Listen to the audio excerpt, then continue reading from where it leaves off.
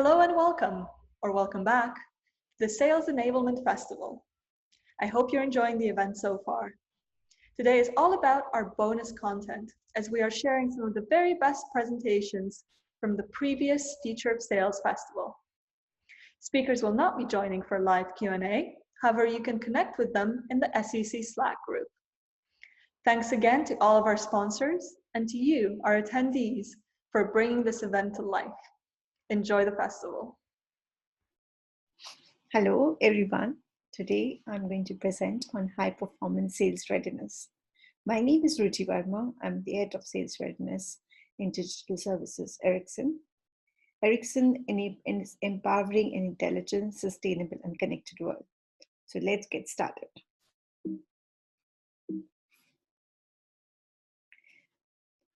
For more than 140 years, we have been enabling communication. I just love the slides because it demonstrates how we started in 1876 in the journey from 1876 to 2020, where we are currently. In 1876, Lars Magnus Ericsson founded the company. And then in 1878, the first telephone was made. 1884, there was a manual telephone exchange, which was set up. 1923, mechanical switch. 1956, first telephone. Imagine a telephone of 40 kgs. In 1976, as you see, there was a digitally programmed switch. 1981, switch and radio combined. 1990s, the expansion of mobile telephony. 2000, which we have all witnessed, the 3G and 4G evolution. And now when we are in 2020, we see 5G. Live 5G commercial network. All this has been the journey of Ericsson from 1876 to 2020. But let's get started with the topic of today. Before getting into the sales readiness aspect, let's see what are the 10 consumer trends of 2030, what the consumers are expecting. So starting from the first, your brain is the user interface, which is quite interesting. Imagine you don't have to use a screen or a touch screen or any type of game controller, but you can do everything with your brain. So 59% of the consumer thinks that by, they will be able to use VR glasses, and just by thinking of a destination, they can see the map to that destination. Sound like me, very interesting again, where 67 believe that they will be able to take out anyone's voice. It is very interesting because then you can also control what you want to hear and what you don't want to hear. And then you can also say what you want others to hear from you, right? So there will be a lot of control on that. Sound like me. Trend 3, any flavors you want. I mean, all nutritious food, there will be no challenge of flavoring what you want rather than just when you're eating salad, but you can still, get the taste of chicken tikka masala with these type of devices. Digital aroma, sitting right in the comfort of your house, you can smell the beach, you can smell the forest, right? So 6 in 10 believe that they will be able to digitally visit and also experience the digital aroma. Touch, total touch. Trend 5, more concrete touch as you go forward on the touch screens. Merged reality, 6th trend, where people believe that the line between the virtual and digital will thin down.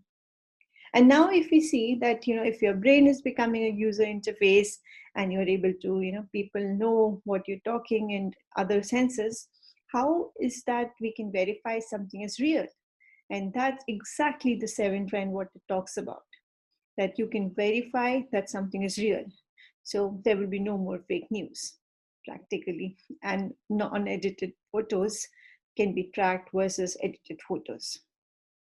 Post-privacy customers or consumers, half of the respondents believe that privacy will not be a topic of discussion and it will be fully resolved.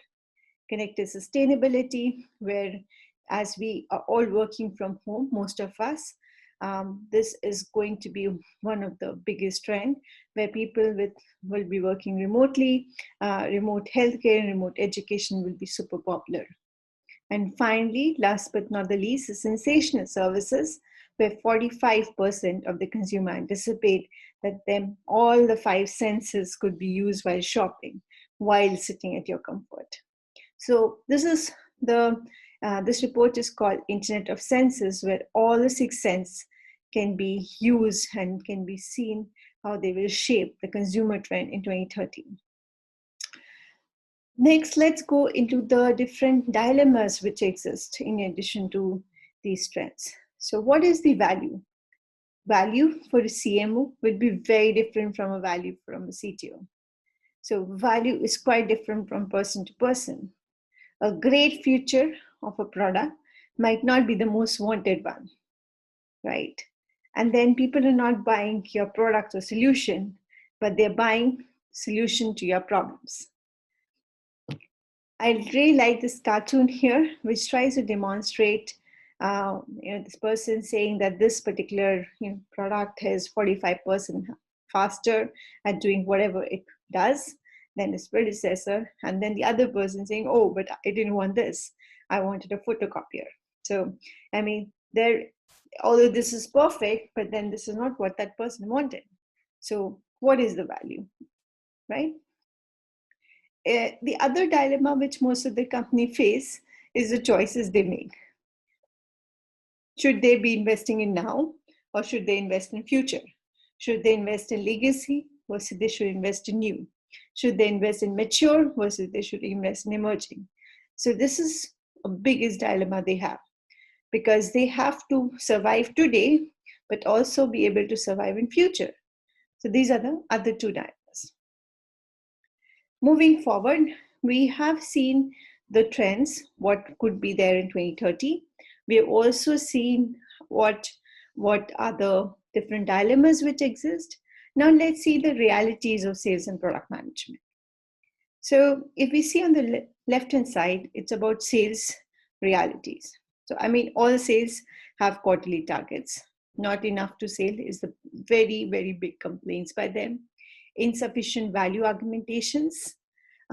Always they say that they're overloaded. Market dynamics, fierce competition, and tough customer feedback. They are the ones who get the beatings from the customer or the appreciations as well. If we go on the other side, where comes the product management reality, product management is always chasing the product roadmaps. There are n number of backlogs. They are also overloaded as expected. They also have limited resource in terms of delivery resource, in terms of R&D resources. Schedule slippage is quite common. They get limited feedback from sales and no direct access to the customer. Given all these realities in place, there is a big gap in between sales and product management. And that's exactly what sales readiness bridges. Sales readiness bridges the gap between sales and product management. So it has been shown that better coordination between sales and product management has a very positive influence on sales figure. Without much ado, let's see what sales readiness is all about. Sales readiness, 4 pillars, I would say, are product readiness, competitive intelligence, competence readiness, and value argumentation. If we start with the product readiness, it comes along with the product development. Developing assets for sales to understand the newly released features of products and also newly released products.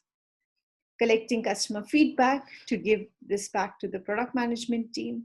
There are different deliverables. These are just some representative deliverables which I have mentioned, such as business guides, how, why, commercial presentations, so on and so forth. Then we move to competitive intelligence. Competitive intelligence is to drive cross-functional and regional intelligence to get best-in-class insight on competitors. The deliverables could be win-loss analysis, how to beat so-and-so, competition logs, competitor profile, and etc. We move to competence readiness. Competence is a very important thing in terms of an organization capability to do what they are supposed to do. Knowledge sharing sessions, online communities, and there are so many things around competence readiness. And deliverables can be knowledge sharing sessions, sales boot camp, online training, certification, so forth, so forth. Value augmentation. This is the last but not the least pillar, the most significant, I would say, because enabling sales with the tool which helps them to sell more and easily, market insights and trend, and to provide the sales team with the right message. This is what this part shows and does. So the deliverables could be value trees, value calculators, which enable sales, pain gains and outcome per stakeholders, right? So this is how the 4 components of sales readiness are. Let's go individually in each of these and see what are the myths and what are the best practices we can enable in these different 4 areas. Starting with product readiness, let's start with the myths. There is a lot of myths around not many people read documentation. Why documentation? There's a lot of focus on building products versus communicating what the product does. It is considered not so important function, and then clear ownership is missing. I mean, everybody thinks, R&D thinks that product management will develop these product management thinks R&D will develop, and then they think, okay, sales readiness will develop. The best practices has been that documentation still helps to align everybody on the key message. And there are a lot of people who refer to documentation in some form. Documentation also helps how to sell. That is also a very important aspect. Product features, partnership, business models, everything around product needs to be communicated. Product readiness is sales readiness or ownership. So these are some of the best practices or good thinking about this particular item. The key message is up-to-date information about products and governance is key to sales readiness. Getting to competitive intelligence, best practices. Again, there are a lot of myths around. It's a back office work. Only 1 or 2 people should focus on it. Sales is a receiver of information. Every salesperson thinks that somebody in the central team gives them information about how the competitor is behaving. And then once in a while activity, which is not planned, neither people know when this activity will happen. The best practices is consider it not to be back office work. A cross-functional team is needed to have effective competitive intelligence. And of course, sales is a part of it. Sales is not only a receiver, but also an important source of competitive intelligence information. And definitely it required continuous update, preferably bi-weekly, and worst case monthly. The key takeaway from this is cross-functional team driving competitive intelligence consistently. Let's get into competence readiness. It's about the different myths here. It's also not a mandatory function, doesn't require budget, right? Leaders don't need to get involved. It's all about trainings, don't add value, so let's not focus on it. This is what the myth or the thinking is about. What are the best practices? Make competence readiness a mandatory function, require a decent budget, leader need to enforce it top down. It's about competence. Training is just one part of it. And finally, value is really difficult to measure, but best KPI is to measure uses of assets and also generate or get continuous feedback. Clear objectives and KPIs to measure is the key to make it successful. Value augmentation. Myths, product sell on its own. We have great product and it will sell it on its own. Value is obvious. It comes with the product. They need it, so we give it, kind of thing. Product is already selling well. We have an established market share. So why is the need of the value augmentation? No time to create value augmentation. So these are like typical thinking and myth around it. The best practices are products sell more when the value is communicated right. Different value trees are needed for different stakeholders. Value changes over time, so value is not the same at different point of time. And value augmentation is integral part of any organization. My key takeaway from this is revisit value augmentation per stakeholder and considering competitors. We are done with the 4 areas which I wanted to focus on. Now let me just summarize the best practices across the board on top of what I've already shown in terms of the 4 pillars. These are the 3 things which are very important to make sales readiness effective. And these are communicate, collaborate, and connect. This is just to make it easy for everyone to remember. Communicate is share, share, and share. I mean, as sales readiness team, it is very important to communicate competitive intelligence, communicate value augmentation, communicate from sales to product management, communicate from product management to sales, continuously drive communication between sales and product management on everything what is relevant. Coming to collaborate, it's all about one team. Sales organizations are not a customer. We are all one team. Sales readiness, sales, product management, all one team. So there has to be a platform to collaborate between different teams. And this collaboration and this sharing should be so transparent that sales know exactly what the roadmap looks like. Of course, this is what they know, right? So they should be and any problems around the products should be known to the product management that this is the problem with the product.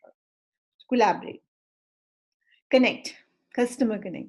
I mean, many times we need to enable access to the customer to the right stakeholder within the organization as well. Providing customer access to product management team to seek early feedback on the roadmaps and product performance can also save a lot of time and also help in prioritization. With this, I mean, these are the 3 C framework which I wanted to share: communicate, collaborate, and connect.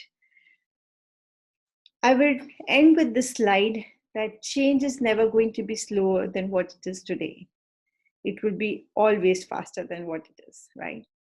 So, and then a beautiful Bill Burr's cartoon, which is like, your requirement include 400 features. No human person will be able to, understand that level of complexity. Good point. I'll better add easy to use to the list. And sales readiness comes into existence in order to remove this type of problems from the organization. They connect sales and product management. In this VUCA world, it is absolutely necessary function in an organization. Thank you for listening.